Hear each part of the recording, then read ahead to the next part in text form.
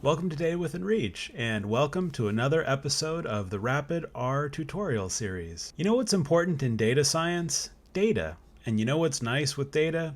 Having clean, organized, tidy data. So today we're going to go over the tidyr package for R. We're going to try to get it done in 3 minutes, so let's jump right in.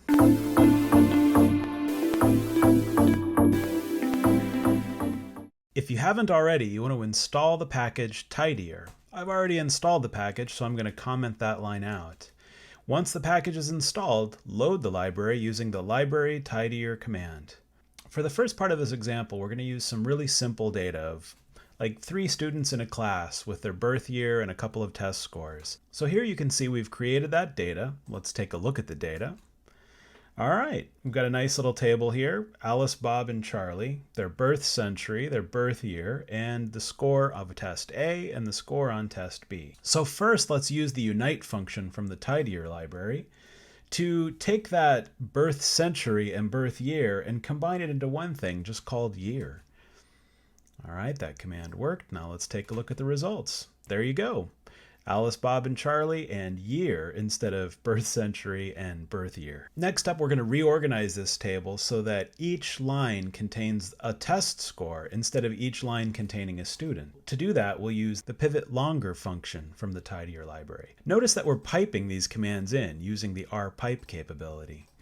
Here it goes, pivot longer, and there you have it. Now each line has a score result as opposed to each line having a person. So in our previous video, we talked about how to scrape the web for data. So let's continue on with that and take some real-world data from the web and use tidyr to clean it up.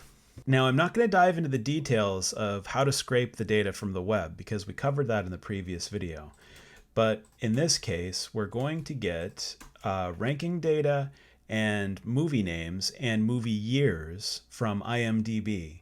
And we're going to put that all in one data frame, which looks like this. Scroll up because I've got the font set to really large. And here you can see that in this movie data, we have a problem of all these new line characters and numbers that separate out the name of the movie from the year it was created and from what rank it is in the IMDb Top 100. To fix that up, we're going to use the tidyr library with the separate function.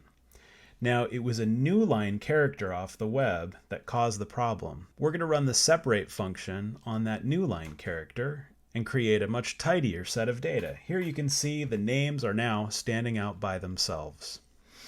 Now, I like to make the font really big so you can see it, but here I've made it kind of small so you can see how this table works. So with the tidyr function, you can see that the titles were put in their own column, the date was put in its own column, and the score was put in its own column. All right, there you have it. In just 3 minutes or so, you've learned how to use the tidyr function to clean up your data, which can be incredibly useful when coupled with web scraping data from the internet. I hope you've enjoyed the tutorial.